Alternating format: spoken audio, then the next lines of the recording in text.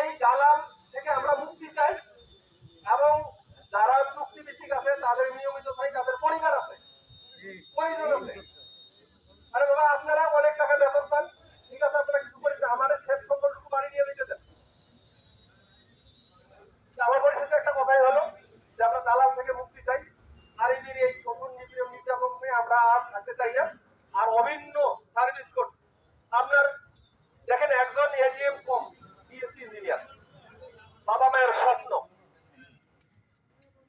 বাবা মায়ের স্বপ্ন তারা রুয়ে শুয়ে শুয়ে থেকে লেখাপড়া করে আসে।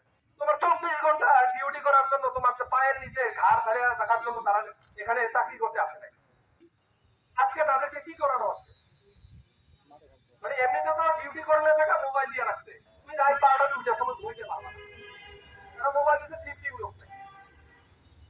এই জন্যই আমাদের কর্তৃত্ব আমরা চাই, আমরা আরবি থেকে মুক্তি চাই। সবাই ভালো থাকবেন আর আমাদের জন্য দোয়া করবেন। আমি আশা ব্যক্ত করে সবাইকে শুভকামনা করে নিয়ে বিদায় নিলাম। আসসালামু আলাইকুম। আরবির জুলুম, অত্যাচার, উত্তর প্রতিষ্ঠান পল্লী বিদ্যুতায়ন বোর্ডের সাথে আমরা কোনো প্রকার সমঝোতায় বসবো না। কর্মকর্তা কর্মচারী সে যত বড়ই অপরাধ করে থাক না কেন, তাকে 12 বছর ধরে তাকে সাসপেন্ড করে রাখছে, যা শুনলে যে লোম শিউরে ওঠে। আপনারা সবাই নদীর মধ্যে আছেন, অনেক কষ্ট করে আসছেন, আবার অনেক দূরে চলে যাবেন।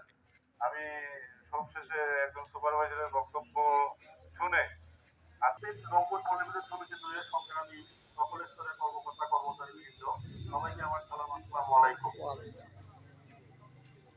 আমরা এখানে একটা বিষয়, আমাদের অধিকার এবং আমাদের মর্যাদা প্রতিষ্ঠা করার জন্য এবং অধিকার আদায়ের জন্য আমরা এখানে আন্দোলনে একত্রিত হয়েছি।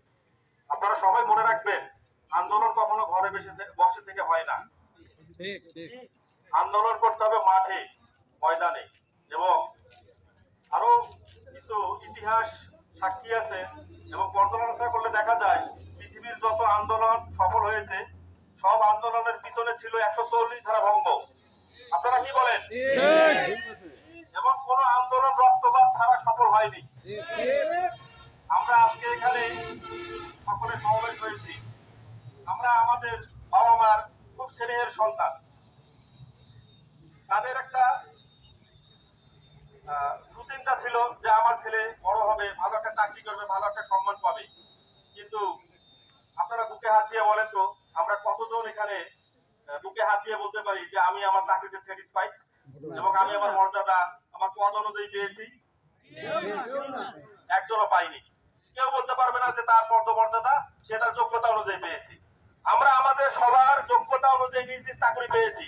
কেউ পেয়েছি মামার জোরে যোগ্যতায়, কেউ পেয়েছি মেধার যোগ্যতায়, কেউ পেয়েছি টাকার যোগ্যতায়। কিন্তু